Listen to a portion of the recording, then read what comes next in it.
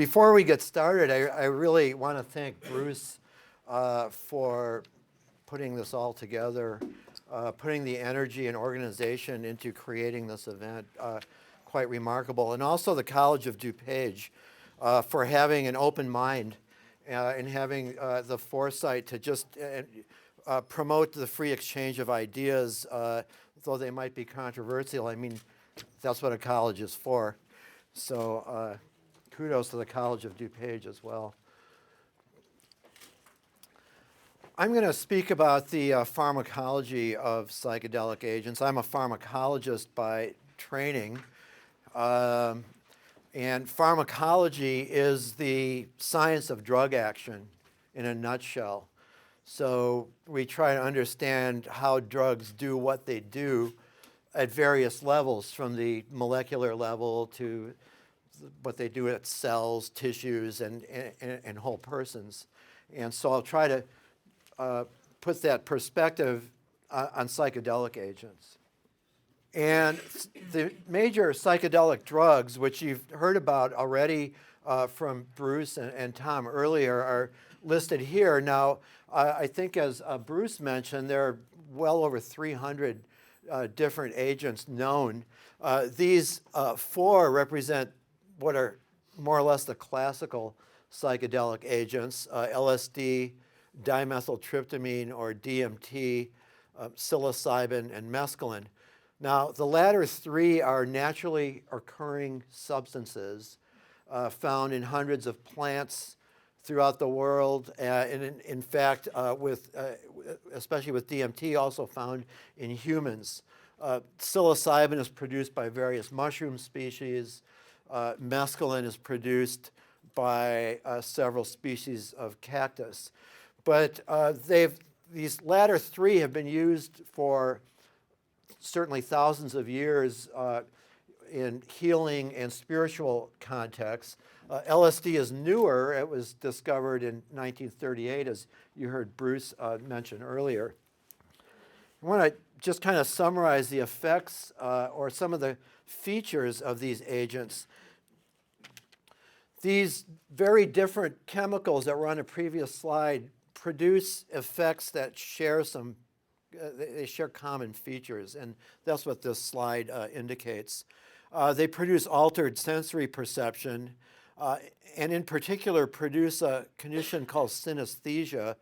This refers to where a stimulus in one sensory modality is perceived as being in another sensory modality. So in simple terms, it's seeing music or feeling a sound or something like that. It's called synesthesia. They share the ability to produce altered time and space perceptions.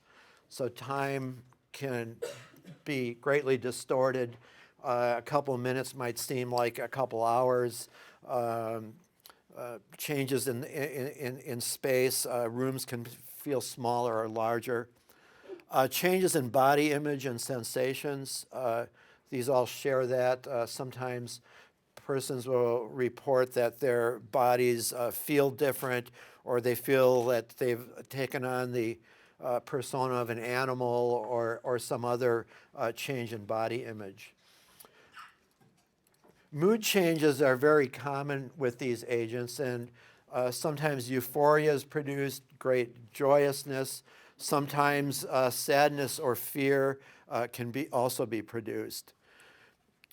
They often produce a sense of profound meaning or insight. So things that we would take as kind of everyday, commonplace things all of a sudden seem to have a profound meaning to them.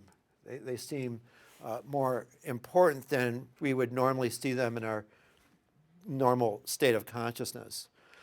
Dissolution of ego boundaries is often seen. People report feeling one with the universe, feeling one with other people, kind of having a shared consciousness. And this is kind of a hallmark of these agents. And feelings of wonder, awe, beauty, and spirituality. And Dr. Roberts kind of gave a good summary of that, this part of psychedelic experiences, but people tend to have spiritual or mystical experiences with these agents. Now, the question came up before about adverse effects. And it seems that adverse effects really relate to set and setting. Bruce talked about this earlier. Set refers to one's mental set, one's mental disposition. And setting refers to the physical environment in which the experience occurs. It was discovered early on that if these agents were given to people in a hospital setting, for example, the thoughts tended to be concerned with maybe illness or disease. If they were given in a chapel setting, for example, then people tended to have more mystical experiences. But I do want to address briefly the potential for adverse effects. There is the potential for adverse effects. And according to some research that was done, and most of this goes back to the 1960s, the most common adverse reaction, which still is fairly rare, it's still less than 0.1%, is an acute panic reaction lasting less than about 24 hours. And it's characterized by anxiety, confusion, and paranoia, and seems to correlate with the following set of circumstances. Drug taking alone or an unstructured setting. This reflects the influence of setting itself. Excessive initial apprehension. This is one's mental set. Rigid but brittle psychological defensive structures. This, again, is mental set. Persons that have considerable subsurface guilt and conflict. Again, an example of mental set. Or submission to peer pressure as a reason for taking the drug. Again, mental set. So these situations have been associated with this most common but yet rare acute panic reaction. And the best treatment is reassurance, not a pharmacological intervention, just taking the person into a quiet space, letting them know that everything's going to be okay, the effects are going to wear off in time, and this tends to have a beneficial effect. There have been reports of psychotic reactions lasting more than 48 hours. This is even more rare, 0.08%. It's, what is that, like 8 in 10,000? Pretty rare. And this is generally associated with persons who have had a history of psychiatric illness or treatment, a person who has had psychosis or schizophrenia, or also a history of polydrug abuse. And then other adverse effects, which, well, they could be considered adverse, nausea and vomiting are commonly seen with peyote and ayahuasca, but persons who experience this consider this actually a therapeutic or beneficial effect, consider it a purging of toxins from the body. So I just wanted to at least address the question that came up earlier about adverse effects and let you know that, like anything in life, nothing is absolutely safe. Water intoxication is well known. So these agents can definitely can produce some of those effects. So when we talk about pharmacology and the goal of pharmacology, of applying pharmacology to understanding how these drugs work, is to use the tools of science and to use the structure of pharmacology. As I mentioned when I began, it's the science of drug action. So we try to understand, in terms of neuropharmacology, where and how drugs work. In particular, psychedelic drugs, but this can apply to any drugs, antibiotic drugs, diuretics, antidepressants, and so on. We want to answer this question: where do they work? What are their sites of action in the brain? And what do they do when they get there? That's really what neuropharmacology is. And it's concerned mostly with neurotransmitters. These are biochemicals that neurons use to talk to each other. And receptors, which are the structures on the surface of the cells with which neurotransmitters bind. Okay, so you are hopefully familiar with neurotransmitters and receptors, at least at a surface level. Is that true? Yeah, okay. Another way, so this is neuropharmacology. There's also a broad area of cognitive neuroscience that tries to understand how these agents work in terms of how they affect cognition, how they affect emotion, how they affect mood. The persons who work in this area attempt to identify neural substrates of mental processes, that is, which neural circuits are active or deactivated with a psychedelic agent, and how does that relate to the state of mind that these agents produce? How do these neural substrates produce changes in perception? How do they produce access to memories that were long suppressed, and so on?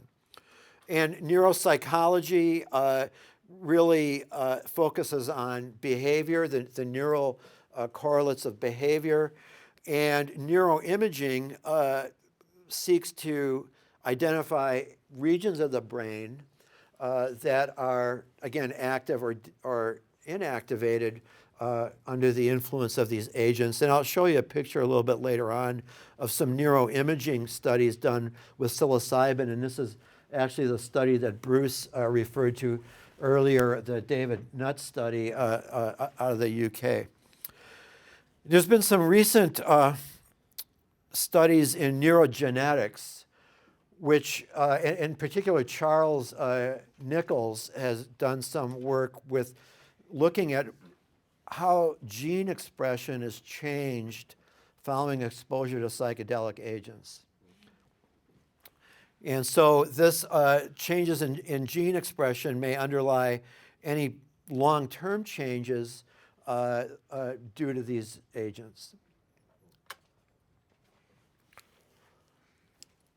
I like this quote by Bishop Berkeley, George Berkeley, because it kind of, in a few words here, kind of boils down the problem of trying to understand consciousness in terms of material stuff. What is mind? No matter. What is matter? Never mind. It's kind of a throwaway term, but it's like we kind of understand that they're different. And really, this paradox, apparent paradox, can be traced to probably René Descartes, who kind of was a proponent of the mind-body duality. So we're going back a few hundred years. And, you know, as a scientist, tend to sometimes be overly reductionist, and it's an attempt to explain consciousness in terms of neural circuitry and receptors and so on. And I'm not sure that we'll ever get a complete picture that way. There are some useful approaches that have helped us understand consciousness better, but I don't know that there'll ever be a complete picture. And so I kind of just leave you with that. Just another interlude, poor man psychedelic here.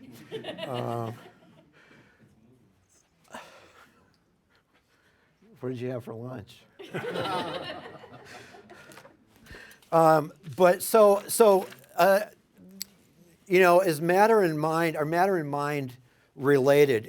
Can we understand mind in terms of matter, in terms of cells, in terms of receptors, molecules? Can we understand the physical world in terms of mind? Now, you know, we know that there are certain drugs that affect consciousness. It's not any drug. There are certain drugs certain structures that produce sedation. Okay, and that not all drugs produce sedation, only a certain set of them do. There are certain drugs that treat Parkinson's disease, for example, another central disease. Not all drugs do, there's only a subset of them. So there seems to be some relationship between chemical structure and what these agents do to the mind. But likewise, there's a relationship between consciousness and matter. I mean, if you look around you and look around this room, you know, everything that you see originated as an idea in somebody's head. And here it is, it's physical. It's like, so maybe consciousness is primary. And the physical world, I mean, you know, the Buddhists say, you know, all is illusion. Maybe it really is. Just leave that for you to think about. But before about the 1950s, it was believed that personality and people's experiences and behaviors were the result of upbringing. How you were potty trained when you were a kid. What kind of experiences did your parents provide for you? There was no concept of neurochemistry. Nobody thought that there was some biochemical thing going on that could somehow relate to how you perceive the world. But that changed largely as a result of research into LSD. And the whole field of psychopharmacology owes its birth to the discovery of LSD, and I want to spend a few minutes talking about how that occurred because it provides, I think, a foundation to understand where we are today in terms of like neuropharmacology and the design of new agents to treat mental illness. So this is the structure of LSD. It's kind of a, well, fairly complicated structure. People knew what the structure was after Albert Hofmann discovered it in 1938. They knew it produced profound effects, but they didn't really know how it did that. Well, how does this relate to serotonin? This is serotonin, also called 5-HT for 5-hydroxytryptamine. Now, serotonin was first discovered as a substance found in clotted blood. This was reported back in 1868. It was discovered that if one took blood from a volunteer or just took a blood sample out and made it clot and took the fluid that was left over after the clot settled, if you put that fluid into a preparation that included blood vessels, it caused them to constrict. So it's vasoconstrictive.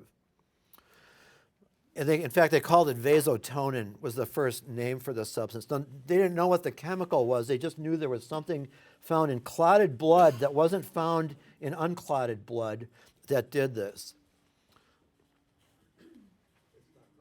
It's mine. I recognize the tone. Just let it go.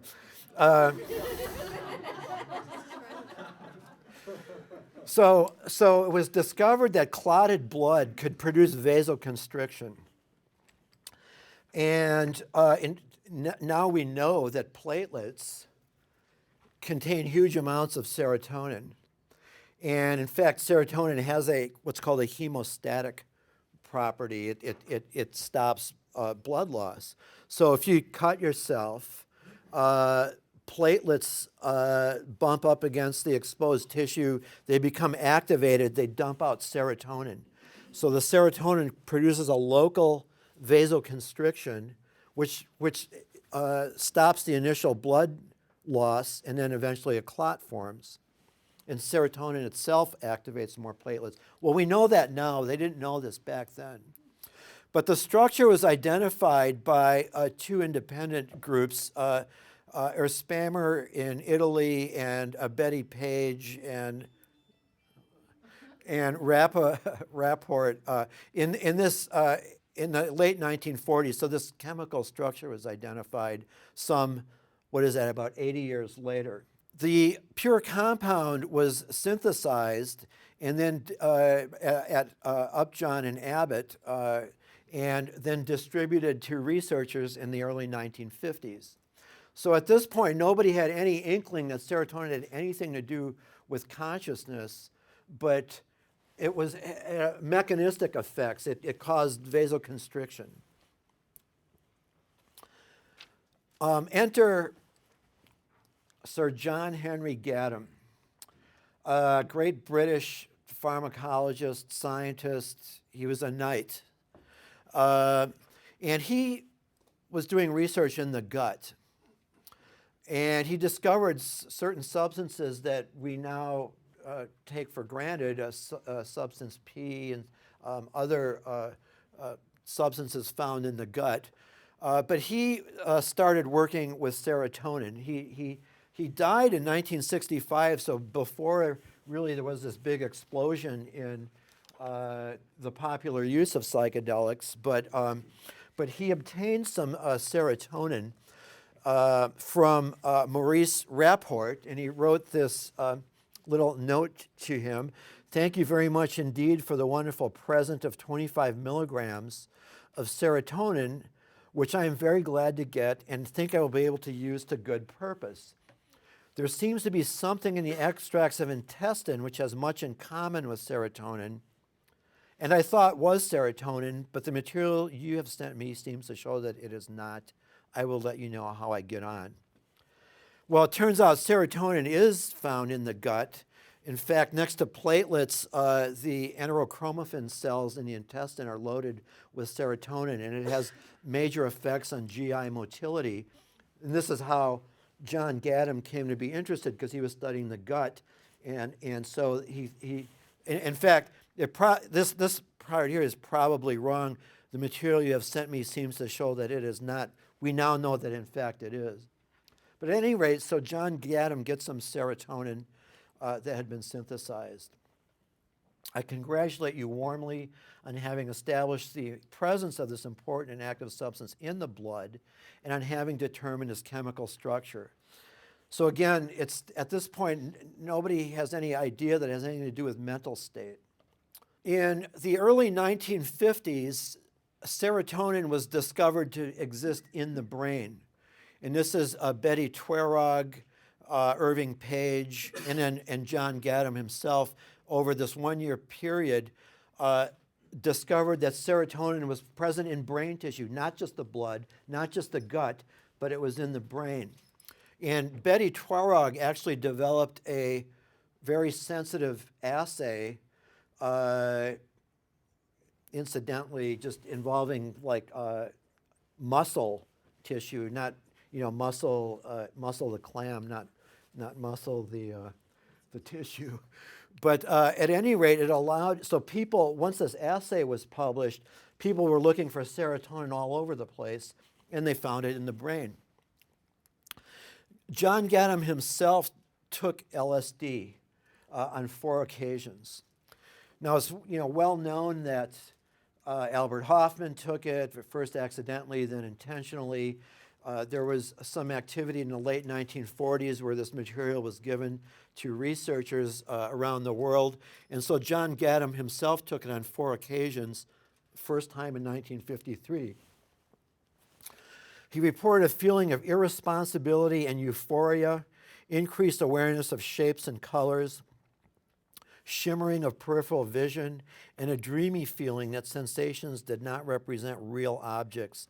You can pick off several of those things from that bullet list, and they're all right here. About a year later, he discovered that LSD had an antagonistic effect on serotonin. They published this paper here in the British Journal of Pharmacology and Chemotherapeutics in 1954, drugs which antagonize 5-hydroxytryptamine, i.e. serotonin. So he was the first to show that if you put serotonin in a tissue prep, and you put, serotonin would produce an effect, say vasoconstriction. Now, if you pre-treated with LSD, that effect was blocked. And so he recognized that serotonin and LSD somehow shared some common site of action. Now, this is in the days long before receptors were known. I mean, they were just putative at that point. But he hypothesized, Gadam and his co-workers, that the psychoactive effects, the psychedelic effects of LSD resulted from its actions on serotonin. In this paper published in the Journal of Physiology in 1954. This was the first example of the suggestion that serotonin was involved in mental state. So everybody in this room has heard of serotonin. It's a household word. You likely know that serotonin is involved in mood and other mental processes. But until this hypothesis came out, nobody knew that. And so now, 50, 60 years later, we kind of accept that, but it was due to the work of John Gadam that pushed this. And it's because he took LSD, he saw that it produced these mental changes. He saw that LSD antagonized serotonin. Therefore, there's some common thing there. This is his notes from his fourth LSD experience. My hand looks queer, like a monstrous picture of a hand that writhes about until I fix it with a look. It has interesting contrasts in its colors. I see it like an over-real picture and feel rather strange to it, as if it was someone else's. Everything in the room is rather unstable. Methadone has not abolished the effect on sensations. Methadone is methamphetamine, and so he apparently ingested some of this to see if it would change it, and it didn't. So these are some notes that John Gadam took, but by no means a hippie. He was a knight. But so when they looked at I showed you the structure of LSD before, and now when you look at the structure of serotonin, it was, lo and behold, the structure of serotonin is embedded within the structure of LSD. This was a huge insight. In retrospect, it seems like a no-brainer. It's like, oh yeah, there it is. But again, recognize that in the early 1950s, this was brand new stuff. The structure of serotonin had only just been published. LSD had just been discovered. So here's an interesting,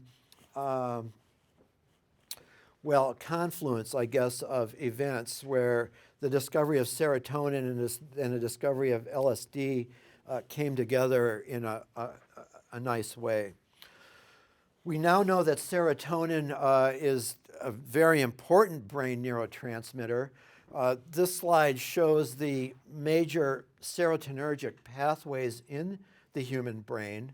So there are two major areas here and here.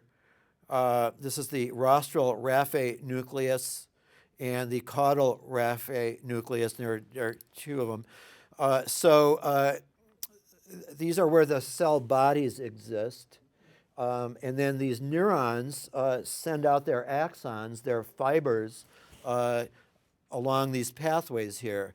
And so you can see that the rostral raphe nuclei send projections to all major areas of the brain throughout the cerebral cortex. And again, this is these mapping studies have resulted since the discovery of serotonin. All right, so, question. Yeah, it's probably related to what you were talking about earlier, so it might be a little bit past relevance, but just wondering if you could talk about like explaining abuse potential to like a regulatory authority, like Of psychedelic agents? Psychedelics, yeah, exactly. Yeah, well, things like, this is interesting because as Tom mentioned, I was involved in the Santo Daime ayahuasca case, and one of the positions that the Department of Justice held was that, well, if this is made legal, then it's going to be widely abused. And so with certain agents, like ayahuasca in particular, it's not particularly palatable. And so it's not considered to have abuse potential. Now, drugs like LSD, psilocybin, they're not considered to be reinforcing. So if you go to the National Institute on Drug Abuse's website, they specifically even state that these drugs are not addicting. So they really have, an abuse, I mean, people will abuse everything from, aspirin to Zoloft, but do these drugs have more of a reinforcing property than any of those drugs? Possibly the state of mind might be interesting and people will want to revisit it. But they're not considered to have the potential that a drug like methamphetamine, cocaine, any of the opioids have. And is that kind of how you explain it? You explain it like at a chemical level, say when you're applying to do a clinical study, to like the CDER, for instance. Yeah. Well, I'm not a clinician, but I can tell you that there are animal protocols that measure the abuse, or I don't want to say abuse potential, but let's say reinforcing potential. Well, tolerance just refers to the lack of an effect. But I guess I think what we're talking about, what you're asking about is, does somebody feel that they want to keep doing it? And how do you explain that in a technical sense? Right. So there are animal models in which, for example, a rat can be trained to press on the left lever and get a shot of cocaine, or press on the right lever and get a shot of food. And they go to the left lever all the time. So it's clear that the cocaine has superseded their drive for food. You can't really show that with these agents. They don't do that. So that would be one way I could think of. And as Bruce mentioned, I think they have if you take these agents too frequently, they lose their effect. It's not like nicotine or cocaine or anything like that, where the effect due to certain processes in the cells, like the cells adapt to it readily, and so you have to really escalate the doses. So I want to kind of drill down to the kind of cellular levels. So we looked at some structure, serotonin, the serotonergic pathways. How do these drugs work at the level of the cell? This is just a schematic of some neurons forming chains. So these would be in those fibers. These would be in the nuclei, like the raphe nuclei, and then these long fibers would be the axons going out. And if you look at where an axon from one cell comes close to the next cell in the chain, what we know is that they don't actually touch each other. There's a space in between the cells. So this is the axon from the first cell. That's this little button here. And then this here is the membrane, the cell membrane of the following cell. And that space is called a synapse. In the case of serotonin, the little red balls, that's the neurotransmitter that's being released. And then the receptor is the site at which the serotonin acts. And these receptors and the cell membrane are shown in greater detail here. This is just a cartoon of a cell membrane. So this is just like a thin layer that surrounds a cell. And embedded within the cell membrane are proteins. And for example, receptor proteins, as seen on the previous slide. So if we go back, these receptors here would be indicated on this slide, which is kind of a little bit more detailed by these blue structures here. For a drug to act at a receptor, it has to bind to the receptor, and it's shown schematically here. A drug being the small molecule, the receptor being that protein or structure in the cell membrane, and the drug binds reversibly. It comes on and off most commonly.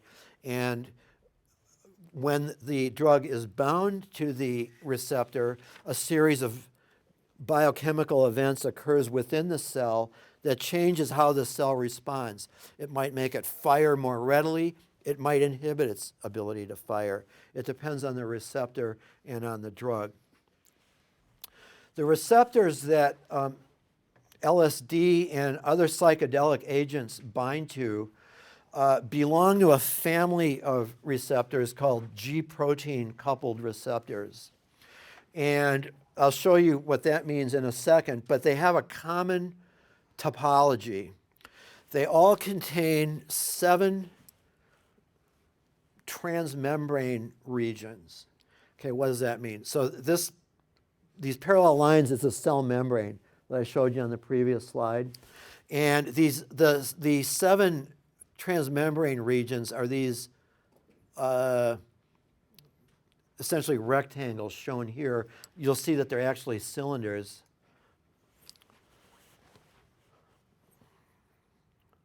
So this is what it looks like in the cell membrane.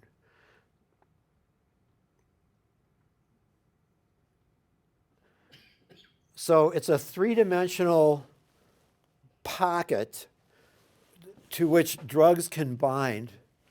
And I showed it to you spread out here. It's spread out so you can see the 7 TMs. But in reality, in the cell, it's all folded together to give this kind of structure here. And this is a large family. There are probably at least 100. I mean, I don't know exactly. We keep discovering new ones, but there are at least 100 receptors that have this kind of topology for serotonin, other transmitters, dopamine, norepinephrine, acetylcholine, and so on. This is just another view of only the transmembrane domains. So you'll see that they're actually spirals. They go down into the cell membrane like this. Okay, so they just spiral down, and this will show you that view. You'll see how they, so we don't have the interconnecting pieces, but you can see that there are 7 regions. They kind of have a helical structure, and they come together to form that pore. And this is just another view. So this is the kind of receptors that LSD, psilocybin, DMT, and other psychedelic agents bind to, as well as serotonin. These are serotonin receptors. So here's the 7 transmembrane regions. Here's the cell membrane here. Here's outside the cell, inside the cell. And I mentioned that these are G-protein coupled. What happens, we now know, after an agonist, a drug, for example, or serotonin or natural substance binds inside the pocket.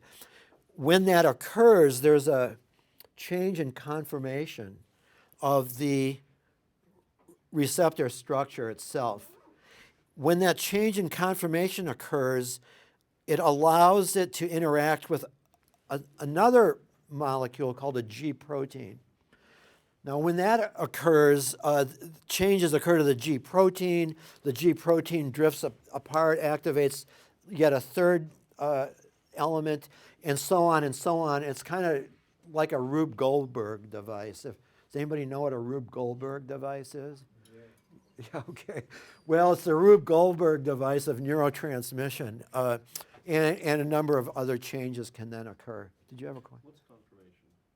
Conformation is the shape of the receptor in the membrane. So by changing its or the shape of, this is one conformation, that's another conformation. So, pardon? To allow the agonist through. Well, the agonist, I want to point out here, does not actually traverse the membrane and get inside. It sits inside this pocket, but when it binds there, everything kind of shifts a little bit. And I mean, this is the amount of movement that occurs here is not necessarily related to how much of a movement change occurs right here. It's a distant movement, but yet it allows it to flip. Yes? Is it temporary or is it? It's temporary because virtually all drugs, there are a few important exceptions, bind reversibly. So this will bind for a few microseconds and it'll come off and the receptor goes back to normal. Bind, comes off, bind. And consider that you have millions of molecules in the brain at any given time. There's always going to be some subset of the entire population that's vacant, and then some that have the drug bound to them. So it's really probably the ratio of bound to unbound receptor that governs what's going to happen inside the cell. Okay, so serotonin receptors. Well, how did we? So Gade, first posited that the effects of LSD were due to its effects on serotonin. In the 1980s, a group out of Virginia Commonwealth University in Richmond, VCU, led by Richard Glennon, hypothesized that it was a particular type of serotonin receptor. Now, let me just back up a second. We now know that there are at least 14 types of serotonin receptors. So those 7 transmembrane receptors I just showed you, there are 14 different flavors of those. And in the 1980s, it wasn't known that there were that many. They thought that there were just 2 kinds, and they were called 5-HT1, serotonin 1, 5-HT2. Well, what Glennon's group showed is that the human potency of various psychedelic agents, shown here as the black dots, correlated with the ability of these agents to bind to the serotonin 2 receptors. So when they looked at the serotonin 1 receptors, the dots are all over the place. There was no correlation. But here we have a reasonably good linear correlation. Do you see that? So if they didn't correlate, the dots would be here, here, here, here. But so this was the first evidence that these psychedelic agents acted at a particular kind of serotonin receptor. Again, at that time, we only knew of 2. We now know that there are 14, but it's still one of those 14 that seem to be the important receptor. So we've gone from seeing serotonin as simply a vasoconstrictive substance to really underlying things like perception, mood, access to memory, and we now know it regulates things like appetite, sexual activity, temperature regulation, all sorts of things it's involved with in the brain. Since this work by Glennon in the 80s, we now know that psychedelics also act at other receptors. And these include receptors for the following transmitters. So in addition to serotonin being a central neurotransmitter, shown here, there are a number of other important substances. Glutamate is the major excitatory neurotransmitter in the brain. GABA is the major inhibitory neurotransmitter in the brain. Then there are other agents such as acetylcholine, dopamine, norepinephrine, histamine, the endocannabinoid system. So that receptors for THC, the active ingredient in marijuana, peptides, things like endorphins, orexin, neuropeptide Y. These are all neurotransmitters, and there are many more that I didn't put here. And we've since discovered that psychedelic agents act not just at serotonin receptors, but at other receptors as well. This shows the sites of action of some major psychedelics. So LSD, dimethyltryptamine, dipropyltryptamine, another tryptamine, and DOI, an agent invented by Sasha Shulgin. And what you see here is these are the neurotransmitters such as acetylcholine, dopamine, GABA, histamine, norepinephrine, and so on. And then the various subtypes of receptors. So there are 5 acetylcholine receptors of the muscarinic subtype in the brain. There are 5 dopamine receptors, and so on. Here are the serotonin receptors that are operative in the action of these agents. So what we see here in the blue boxes are receptors with which that drug interacts.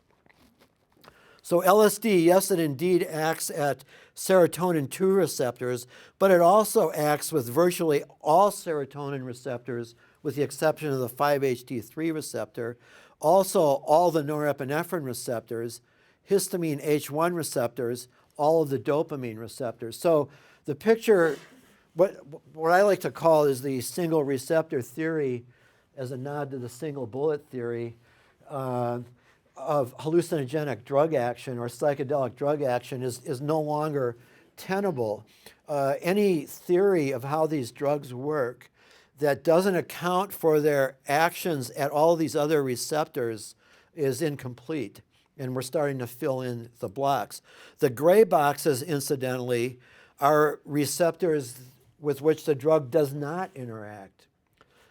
And the white boxes haven't been looked at yet. So we can see that, like histamine H1 receptor, they all interact there. Maybe that's important in the explaining or understanding the neurochemistry of how these drugs work.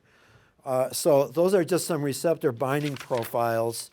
I told you I'd show you some imaging. This is the imaging from David Nutt's study.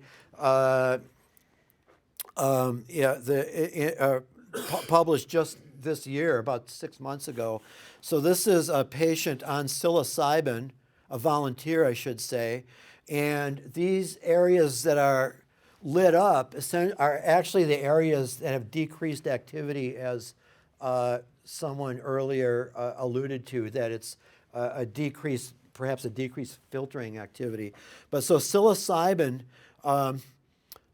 seems to affect the neuronal activity in these areas, so wherever you see blue. Now, it's very descriptive at this point. Does that tell us how a psychedelic psilocybin experience occurs? Well, no, it's a picture, and it's great. It kind of helps us see what areas of the brain might be important, but it doesn't really help us understand how synesthesia occurs, for example. And then I just want to give a nod to Sasha Shulgin, Alexander Shulgin, who created numerous of these psychedelic compounds and discovered some of the patterns of a chemical structure. So that's, earlier I said that not all chemicals will do certain things, and he discovered certain structural motifs that were important for psychedelic drug action. And I notice he's an Eat Static fan. So that's pretty good too. If you've ever heard Eat Static, you'll know what I'm talking about. That's all I have. I'd be happy to try to answer any questions you might have. Thank you.